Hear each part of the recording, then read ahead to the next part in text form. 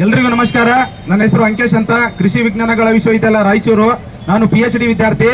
ನಾವು ಇವತ್ತಿಗೆ ಸತತ 23ನೇ ದಿವಸ ಇದು ಅನಿರ್ದಿಷ್ಟಾವಧಿ ಧರಣಿಯನ್ನು ಮಾಡ್ತಾ ಇದ್ದೀವಿ.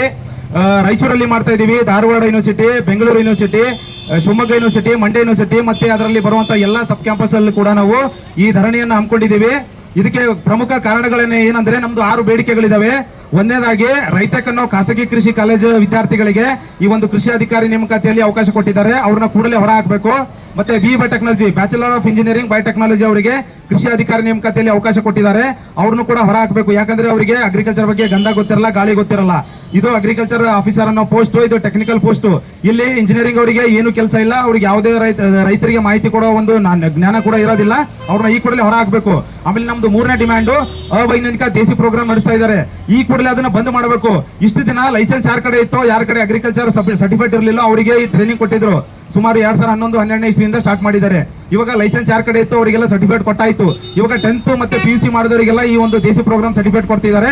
ಇದು ಒಂದು ಅವೈಜ್ಞಾನಿಕವಾಗಿ ಮಾಡ್ತಿದ್ದಾರೆ. ನಾವು 4 ವರ್ಷ BSc ಅಗ್ರಿಕಲ್ಚರ್ ಮಾಡಿರ್ತೀವಿ, ನಮಗಷ್ಟೇ ಕೃಷಿ ಅಧಿಕಾರಿಗಳ ಪೋಸ್ಟಿಗೆ ಮತ್ತೆ ಈ ಒಂದು ಕೆಮಿಕಲ್ಸ್ ಮತ್ತೆ ಫರ್ಟಿಲೈಸರ್ಸ್ ಮತ್ತೆ ಇವು ಯಾವುದೇ ಲೈಸೆನ್ಸ್ ಕೊಡಬೇಕಾದ್ರೂ ಕೂಡ BSc ಅಗ್ರಿ ಪದವೀಧರಿಗೆ ಮಾತ್ರ ಕನ್ಸಿಡರ್ ಮಾಡಬೇಕು ಅಂತ ಹೇಳ್ತೀನಿ. 3ನೇ ಡಿಮ್ಯಾಂಡು.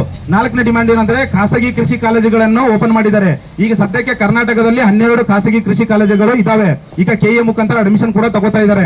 ಇಲ್ಲೇನಾಗುತ್ತೆ, ಎಲ್ಲ ರೈತರ ಮಕ್ಕಳು ಯಾರು ಬರೋದಿಲ್ಲ, ಅಲ್ಲಿ ಎಲ್ಲ ಶ್ರೀಮಂತರ ಮಕ್ಕಳು ಹೋಗ್ತಾರೆ, ದುಡ್ಡು ಕೊಟ್ಟು ಸರ್ಟಿಫಿಕೇಟ್ ತಗೋತಾರೆ. ನಮ್ಮ ಗವರ್ಮೆಂಟ್ ಕಾಲೇಜಲ್ಲಿ 100 ಎಕರೆ ಲ್ಯಾಂಡ್ ಇರುತ್ತೆ. 100 ಎಕರೆ ಲ್ಯಾಂಡ್ ಅಲ್ಲಿ ನಾವು ಪ್ರಾಯೋಗಿಕವಾಗಿ ಕಲಿತೀವಿ. ಇವರು ಪ್ರೈವೇಟ್ ಅವ್ರ ಹತ್ರ ಯಾವ್ದು ಲ್ಯಾಂಡ್ ಇರೋದಿಲ್ಲ, ಏನಿರೋದಿಲ್ಲ, ಸುಮ್ಮನೆ ಕ್ಲಾಸ್ ರೂಮಿಗೆ ಅಷ್ಟೇ ಸೀಮಿತ ಆಗಿರುತ್ತೆ. ಅಗ್ರಿಕಲ್ಚರ್ ಅಂದ್ರೆ ಅದು ಪ್ರಾಯೋಗಿಕವಾಗಿ ಮಾಡುವಂತದ್ದು ಅಥವಾ ಕಲಿಯುವಂತದ್ದು ಅಷ್ಟೇ, ಇದು ಕ್ಲಾಸ್ ರೂಮಿಗೆ ಸೀಮಿತ ಅಲ್ಲ. ಈ ಕೂಡಲೇ ಖಾಸಗಿ ಕೃಷಿ ಕಾಲೇಜುಗಳನ್ನು ಬಂದ್ ಮಾಡಬೇಕು. ಓಕೆ, ಮತ್ತೆ ನಮ್ದು 5ನೇ ಬೇಡಿಕೆ ಯಾವುದು ಅಂದ್ರೆ 2% ಸ್ಫೋಟನ ಕೊಡಬೇಕು. ಎಲ್ಲಿ ಕೃಷಿ ಅಧಿಕಾರಿ ಮತ್ತು ಸಹಾಯಕ ಕೃಷಿ ಅಧಿಕಾರಿಯಲ್ಲಿ ನಮ್ಮ ಮಾನ್ಯ ಮುಖ್ಯಮಂತ್ರಿಗಳಾದಂತ DK Shivakumar sir 2% sports quota ಕೊಟ್ಟಿದ್ದೀವಿ ಅಂತ ಆಲ್ರೆಡಿ ಪಬ್ಲಿಸಿಟಿ ಕೊಟ್ಟಿದ್ದಾರೆ. ಬಟ್ ಇಲ್ಲಿವರೆಗೂ ನಮ್ಮ ಕೃಷಿ ಅಧಿಕಾರಿ ನೇಮಕಾತಿಯಲ್ಲಿ ಇಂಪ್ಲಿಮೆಂಟ್ ಆಗಿಲ್ಲ. ದಯವಿಟ್ಟು ಅದನ್ನು ಇಂಪ್ಲಿಮೆಂಟ್ ಮಾಡಲೇಬೇಕು. ನಮ್ದು 6ನೇ ಬೇಡಿಕೆ, ಪ್ರತಿ 9 ವರ್ಷ 10 ವರ್ಷಕ್ಕೊಂದ್ಸಲ ಕೃಷಿ ಅಧಿಕಾರಿ ನೇಮಕಾತಿ ಆಗ್ತಾ ಇದೆ ಕೃಷಿ ಇಲಾಖೆಯಲ್ಲಿ. ಇದು ಪ್ರತಿ ವರ್ಷ ನೇಮಕಾತಿ ಆಗಲೇಬೇಕು ಅನ್ನೋದು ನಮ್ದು 6 ಡಿಮ್ಯಾಂಡ್ಗಳಿದಾವೆ.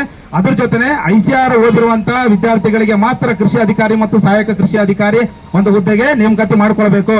ಬೇರೆ ಹುದ್ದೆಗಳು, ಬೇರೆ ಒಂದು ಡಿಗ್ರಿ ಮಾಡಿದವರು AICT ಅಂತ ಇದೆ, ಅದರಲ್ಲಿ C&Rನಲ್ಲಿ ಸೇರಿಸಿದ್ದಾರೆ, ಇವರೊಂದು ಹಿಂಬಾಗಿಲಿಂದ ಸೇರಿಸಿದ್ದಾರೆ. ಅದನ್ನು ಕೂಡ ಈ ಕೂಡಲೇ ಬಂದ್ ಮಾಡಬೇಕು.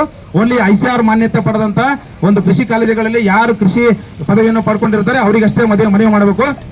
ಇವತ್ತಿಗೆ 23 ದಿವಸ ನಮ್ದು ಅನಿರ್ದಿಷ್ಟಾವಧಿ ಧರಣಿ ಮಾಡ್ತಾ ಇದ್ದೀವಿ. ಇವತ್ತು ನಮ್ಮ ಯೂನಿವರ್ಸಿಟಿಯ ಮುಖ್ಯ ದ್ವಾರವನ್ನು ಬಂದ್ ಮಾಡಿ ನಾವು ಪ್ರತಿಭಟನೆ ಮಾಡ್ತಿದ್ದೀವಿ. ನಾಳೆ ಬೆಳಿಗ್ಗೆ ಇಡೀ ಕೃಷಿ ಆವರಣದ ಎಲ್ಲಾ ಮುಖ್ಯ ಗೇಟ್ಗಳು ಮತ್ತೆ ಕೃಷಿ ಕಾಲೇಜುಗಳು, ಅಡ್ಮಿನ್ ಬ್ಲಾಕ್ ಪ್ರತಿಯೊಂದು ಕೂಡ ನಾವು ನಾಳೆ ಬಂದ್ ಮಾಡಿ ನಮ್ಮ ಆಕ್ರೋಶವನ್ನ ತೋರಿಸ್ತೀವಿ.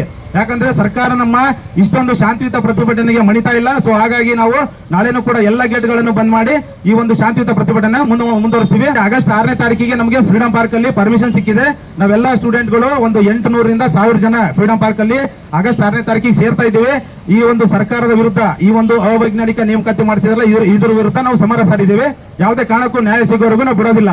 ಮತ್ತು ಆಗಸ್ಟ್ 8ನೇ ತಾರೀಕಿಗೆ HK ಎಕ್ಸಾಮ್ ಇದೆ, ಆಗಸ್ಟ್ 9ನೇ ತಾರೀಕಿಗೆ ನಾನ್ HK ಎಕ್ಸಾಮ್ ಇದೆ. ಈ ಕೂಡಲೇ ಈ ಎಕ್ಸಾಮ್ ನ ತಡೆ ಹಿಡಬೇಕು. ಇವು ಅನ್ಯಾಯವನ್ನು ಸರಿಪಡಿಸೋವರೆಗೂ ಎಕ್ಸಾಮ್ ಮಾಡಲೇಬಾರದು ಅಂತ ಹೇಳಿ ನಾನು ಸರ್ಕಾರಕ್ಕೆ ಒತ್ತಾಯ ಮಾಡ್ತೀನಿ.